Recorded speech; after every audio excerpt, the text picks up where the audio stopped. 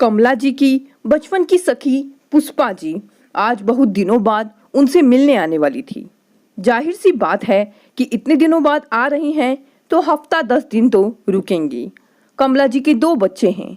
बड़ी बेटी की शादी हो चुकी है और वो अपने ससुराल में थी और छोटे बेटे अंकुश की शादी अभी हाल ही में हुई थी। आज पुष्पा जी के आने से कमला जी बहुत खुश थी। नीशू बहू, जल्दी से काम निपटा कर तैयार हो जाना, आज तो मेरी बचपन की सखी आने वाली है। और हाँ, ढंग की साड़ी पहनना। पुष्पा बहुत अमीर और हाई फाई है, बड़े रईस और नामचीन खानदान में ब्याही गई थी। नीशू ने हामी भरकर झट से चली गई रसोई में खाने पीने का बंदोबस्त करने। सब कुछ निपटा कर पुष्पा जी के आने से पहले नीशू सज धज कर तैयार हो गई। तभी डोर बेल बजी। पुष्पा जी आ गई। नीशू बेटा, दरवाजा खोल, लगता है पुष्पा आ गई। नीशू के दरवाजा खोलते ही पुष्पा जी खड़ी थी। होशियार, सातिर, चतुर। कोई भी उन्हें पहली बार देखेगा तो वो यही वर्णन करेगा। क्या बहू, माँ बाप ने नहीं सिखाया कि बड़ों का पैर छूते हैं?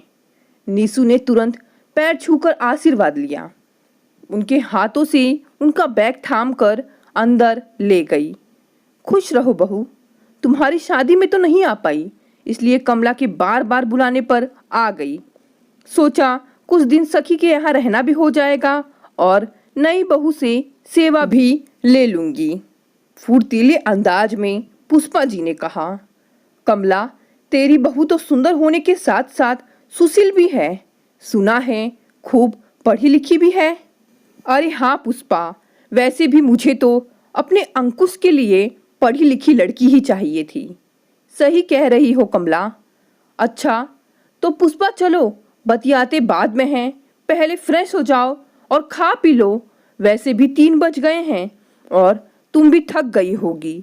लंबा सफर तय कर आई हो तो भूख भी लगी होगी। नीशू ने भोजन परोसा। नीशू रसोई के कामों में बहुत निपुण थी।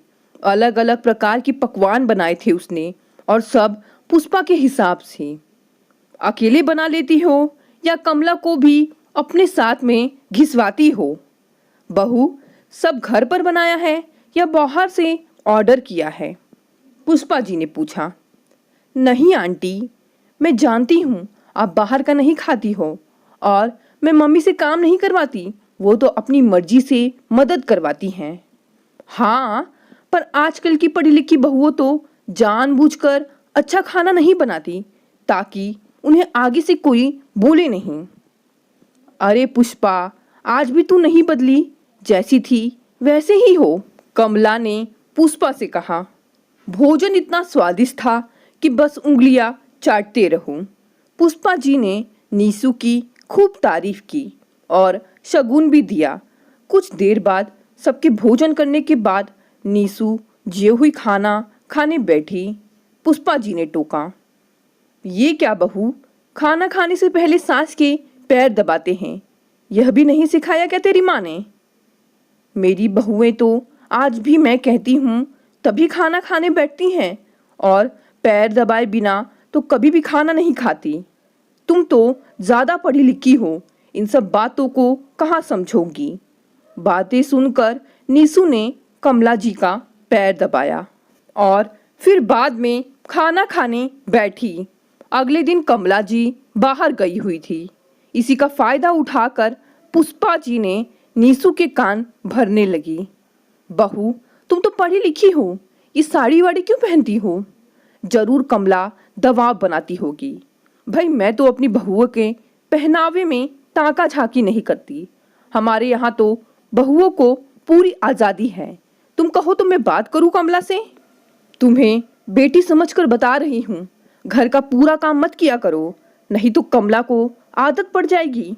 आधा काम सास के हिस्से रख दिया करो, वरना बहू कम नौकरानी ज़्यादा बन जाओगी। यह क्या, मम्मी जी के सामने कुछ और उनके पीठ पीछे कुछ और। नीशू को उनका यह अंदाज बिल्कुल पसंद नहीं आया। नीशू समझदार थी, वह समझ गई कि पुष्पा जी उनके हंसते खेलते परिवार में फूट डालने का काम कर रही हैं। उसने कहा, नहीं आंटी जी, मम्मी जी ने मुझे मना नहीं किया है। मैं तो खुद ही साड़ी पहनती हूँ और हम दोनों मिलजुल कर घर का काम करती हैं, एकदम माँ बेटी की तरह। 2 दिन में ही उनका यह सब नाटक चलता रहा। बात बात में गलतियां निकालना, सास बहू में फूट डालना, हर बात पर गिरगिट की तरह रंग बदलना। नीसू को उनका दोहरा चरित्र समझ आ गया था कि यहाँ सिर्फ ये यही करने आई हैं। उसने पति अंकुश से इस बारे में बात की। नीसू, तुम गलत समझ रही हो। आंटी जी को मैं बचपन से जानता हूँ। तुम ज़्यादा सोच रही हो। छोड़ो ना, 2 दिन में चली जाएंगी। उनकी बातों का बुरा मत मानो, अंकुश ने समझाया। अगले दिन दोपहर का काम निपटाकर नीशू अपने कमरे की तरफ जा रही थी। तभी पुष्पा जी कमला जी से बातें कर रही थी। देखो कमला, तुम तो बड़ी भोली हो। बहू की लगाम जरा कसकर रखोगी तो अच्छा होगा। और क्या घर का आधा काम करवाती हो? ऐसा ही करती रहोगी ना तो तुम्हें एक दिन घर की नौकरानी बनाकर रख देगी। सास हो, सास बनकर रहो। जीजू के जाने के बाद तुम तो बिल्कुल अकेली हो। पता नहीं कब बहला फुसला कर अंकुश को अपने बस में कर ले और तुझे घर से बाहर कर दे। वैसे भी तूने घर तो बेटे के नाम ही कर दी है। ज़्यादा पढ़ी लिखी बहुएं ऐसी ही होती हैं, मैंने कई घरों में देखा है। और तेरी बहू तो शकल से चंट घाघ नजर आती है। मुझे नहीं लगता उसको तुम्हारी कुछ पड़ी है। कई दिन से देख रही हूँ, कभी हमारे पास बैठकर क्षण भर के लिए बात तक नहीं की। रात हुई नहीं कि कमरे में जाकर सो गई। बिना कहे तो कभी पैर तक नहीं दबाए। ये क्या खाक सेवा करेगी? नीसू स्तब्ध थी। यह क्या, आज तो इन्होंने हद ही पार कर दी। अगर आज वह चुप रही तो उसके घर को बिखरते समय नहीं लगेगा।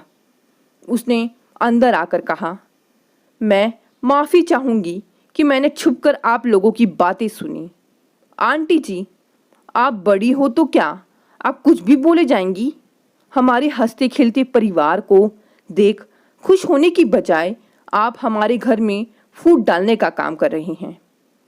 हाँ, मम्मी जी भोली हैं, लेकिन मैं चालाक हूँ। आपकी अपने घर में चलती नहीं होगी, माफ़ करना, लेकिन आप जैसे इंसान ही ना अच्छी बहू बन सकती हैं न अच्छी सास।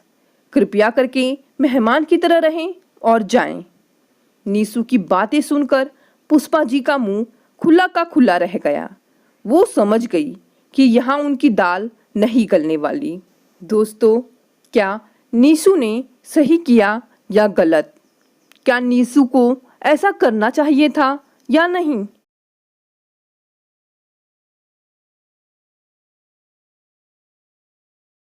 पता नहीं किस जन्म की दुश्मनी निकाल रही है मुझसे। ऐसी छुई मुई बनकर बैठी रहती है जैसे मेरे आने से पहले 8-10 नौकर चाकर आगे पीछे फिरते रहते थे।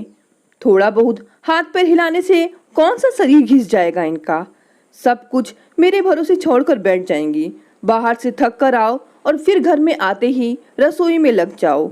वंदना खींचते हुए अपना सारा गुस्सा रसोई के बर्तन पर निकाल रही थी। ऐसा नहीं था कि उसकी सास रुक्मणी जी को बहू के बड़बड़ाने का भान नहीं था, क्योंकि वो भी ढिठाई पर थी। बहू की बड़बड़ाहट को एक कान से सुनकर दूसरे कान से निकाल रही थी। वंदना एक पढ़ी लिखी लड़की थी। उसका सपना था कि वो अपने पैरों पर खड़ी होगी। उसने नौकरी के लिए कई जगह आवेदन भी दे रखा था। इस बीच जब उसके लिए अनिकेत का रिश्ता आया तो उसने साफ साफ कह दिया कि वो शादी इस शर्त पर करेगी कि शादी के बाद उसे अच्छी नौकरी मिली तो कोई उसे नौकरी करने से नहीं रोकेगा। आखिर इतना पढ़ने लिखने के बाद वो घर पर नहीं बैठ सकती। अनिकेत और उसके घर वालों को इस बात से कोई आपत्ति नहीं थी कि उनकी बहू नौकरी करेगी, इसलिए दोनों तरफ से खुशी खुशी ये रिश्ता तय हो गया। शादी के कुछ दिनों बाद ही वंदना का ज्वाइनिंग लेटर आ गया। जिस दिन वंदना ने अपने ससुराल वालों से कहा था कि वो अब नौकरी करेगी, तो उसकी सास रुक्मणी जी ने सारे परिवार के सामने कह दिया था, बहू नौकरी करे, इससे मुझे कोई आपत्ति नहीं है। मैं ये भी नहीं कहूँगी कि वो पहले सारे घर का काम करे फिर नौकरी पर जाए, लेकिन मैं भी अब पहले की तरह पूरा घर नहीं संभाल सकती। मुझे सब कुछ मंजूर है, लेकिन मुझसे ये उम्मीद मत करना कि मैं बहू को रोटियां बनाकर खिलाऊंगी। मुझे पता है कि अगर मैं एक बार इस भंवर में फंस गई तो जिंदगी भर नहीं निकल पाऊंगी। उस वक्त सबको रुक्मणी जी की बातें सुनकर हैरानी तो हुई थी। उनके पति ने तो ये भी कहा कि मुझे नहीं पता था कि मेरी सीधी साधी सरल पत्नी भी सास बनते ही अपना रूप बदल लेगी। लेकिन इन सब बातों का रुक्मणी जी पर कोई असर नहीं हुआ। वो तो अपनी जिद पर अड़ी थी। खैर, वंदना को तो नौकरी करनी ही थी, क्योंकि घर के थोड़ी से काम करने के लिए वो अपनी इतनी अच्छी नौकरी तो नहीं छोड़ सकती थी। वहीं उसके पति और ससुर जी ने भी नौकरी की इजाजत दे दी थी, तो वो फिर कहाँ रुकने वाली थी। इस समस्या का ये हल निकाला गया कि घर के कामों के लिए एक काम वाली और खाना बनाने के लिए कुक रख ली गई। खाना बनाने वाली सुबह और शाम का खाना बनाकर चली जाती। वंदना का काम था कि ऑफिस से आकर बस खाना परोसना। यूं ही दिन निकल रहे थे। वंदना की शादी को 2 साल हो चुके थे। अब तो वंदना और बाकी सब घर वालों को इस रूटीन की आदत हो गई थी। लेकिन मुश्किल तो तब होती थी जब कभी खाना बनाने वाली छुट्टी ले लेती थी। ऐसा ही कुछ 2 दिनों से हो रहा था, जिस कारण से वंदना खिजी हुई थी। ऑफिस से आकर रोटियां बनाना उसे बहुत बड़ा बोझ लगता था। वैसे तो रुक्मणी जी इन दिनों में सब्जियां काट कर बना लेती थी, लेकिन बहू के ऑफिस से आने के बाद रसोई में झांकती भी नहीं थी। उस समय वंदना को अपनी बैठी हुई सास बहुत चुभती थी। वो बड़बड़ाती रहती और रोटियां बनाती रहती। बाद में अपनी माँ से फोन पर भर भर कर शिकायत करती, जिसके बाद उसे थोड़ा सा सुकून मिलता। कुछ दिनों बाद वंदना के भाई की भी शादी तय हो गई। वंदना की होने वाली भाभी भी नौकरी पेशा थी। वंदना की माँ ने सगाई के वक्त ही खुश होते हुए गर्व से कह दिया, भाई मैं तो और सासों की तरह नहीं हूँ जो बहू के आने पर हाथ धर कर बैठ जाऊं। जब अभी तक पूरा घर संभाल रही तो अब क्यों नहीं। मेरी बहू को मेरी तरफ से पूरी छूट रहेगी। जब एक माँ अपनी बेटी को रोटियां बनाकर खिला सकती है तो बहू को क्यों नहीं खिला सकती। बहू तुम निश्चिंत होकर नौकरी करना, रसोई में संभाल लूंगी। वंदना की माँ के उच्च विचार सुनकर उसकी होने वाली भाभी का पूरा परिवार और खुद वंदना भी गदगद हो गई। वाह माँ, आप कितने बड़े दिल की हैं।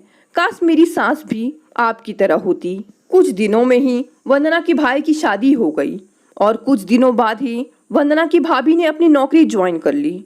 वंदना की माँ भी अपनी बहू को हथेलियों पर रखती थी। सुबह उसका नाश्ता, टिफिन, फिर रात का खाना भी तैयार रखती थी। अपने हाथों से परोसकर सबको खाना खिलाती थी। उनकी बहू भी मम्मी जी करती हुई अपनी पसंद नापसंद बताती रहती थी, जिसे वंदना की माँ बड़ी चाव से पूरा करने में लगी रहती थी। खुशी खुशी दिन बीत रहे थे, लेकिन ये प्रक्रिया धीरे धीरे अब उदासीनता में बदल रही थी। वंदना की भाभी को अब कुछ भी ना करने की आदत पड़ गई थी। एक दिन जब वंदना फोन पर अपनी माँ से बात कर रही थी तो उसकी माँ बस रो पड़ी। बेटा, मैं इतना करती हूँ तेरी भाभी के लिए, फिर भी उसे मेरी कद्र नहीं। अरे, मेरी दी हुई छूट अब मुझ पर ही भारी पड़ने लगी है। ऑफिस से आने के बाद एक गिलास पानी के लिए भी मुझे आवाज देती है। नाश्ते में थोड़ी देर हो जाए तो मदद करने के बजाय गुस्सा होकर यूं ही बिना खाए चली जाती है। आखिर मेरा भी कुछ आत्मसम्मान है या नहीं? मैं तो उसके लिए बस काम वाली बनकर रह गई हूँ। माँ, ये तो बहुत गलत बात है। आप भाई से साफ साफ क्यों कह नहीं देती? नौकरी करती है इसका मतलब ये नहीं कि आप पर हुक्म चलाएगी। गरजते हुए वंदना बोली। किस मुंह से कहूँ बेटी? पहले तो खुद मैंने ही आगे बढ़कर कुल्हाड़ी पर अपना पैर दे मारा, फिर शिकायत किससे करूं? तेरे पापा ने तो कहा भी था कि बहू को ज्यादा छूट दोगी तो बाद में पछताओगी, लेकिन मैं ही बढ़ाई की भूखी थी जो अपनी बहू को सर पर चढ़ा लिया। एक बात कहूं बेटा, तू चाहे अपनी सास को कुछ भी कहे, लेकिन समधन जी का ये फैसला सही था कि वो बहू को रोटियां बनाकर नहीं खिलाएगी। एक बार वो सबकी नज़रों में बुरी अकड़ सांस तो बन गई, लेकिन आगे के लिए कम से कम अपना आत्मसम्मान तो बचा लिया। अब ना तो उन्हें कोई ताना दे सकता है और ना ही कोई रिश्तेदार। काश मैंने भी शुरू से ही यह घर गृहस्थी की पूरी जिम्मेदारी अपने सिर पर लेने से इनकार कर दिया होता तो आज मेरा ये हाल ना होता। माँ की बातें सुनकर वंदना निशब्द हो गई। भारी मन से उसने फोन रख दिया। बाहर हॉल में आकर देखा तो सास ससुर आराम से बैठकर बातें कर रहे थे। बातें करते करते उसकी सास अपने नाखूनों पर नेल पेंट लगा रही थी, जिसे देखकर ससुर जी उन्हें चिढ़ा रहे थे। अब बुढ़ापे में ये फैशन करके किसे दिखाओगी? किसी को नहीं दिखाना मुझे, मैं तो अपनी खुशी के लिए लगाती हूँ। सारी उम्र तो घर गृहस्थी में उलझी रही, अब अवकाश का वक्त आया तो अपने शौक तो पूरे कर लूं। पता नहीं कब भगवान के घर से बुलावा आ जाए। वंदना की सास मुस्कुराते हुए बोली। पता नहीं आज क्यों वंदना अपनी सास की बातें सुनकर चिढ़ नहीं रही थी, बल्कि वो भी मुस्कुरा उठी। सही तो कह रही है मम्मी जी, एक गृहिणी को अपने लिए वक्त भी कहाँ मिलता है। पहले अपने बच्चों को पाल पोस कर बड़ा करो, फिर काम का जी बहू आ जाए तो उसे और उसके बच्चे को संभालो। काश मेरी माँ ने भी मेरी सास की तरह पहले ही कह दिया होता कि बहू को रोटियां बनाकर नहीं खिला सकती। आज वंदना को अपनी सास मतलब ही नहीं, बल्कि अपने आत्मसम्मान की रक्षा करने वाली एक सशक्त स्त्री नजर आ रही थी। दोस्तों, आपको ये कहानी कैसी लगी? अगर कहानी पसंद आई तो इसे लाइक और शेयर करें, और साथ ही साथ नए हैं तो इस चैनल को भी सब्सक्राइब करें। धन्यवाद। मिलते हैं अगली कहानी में।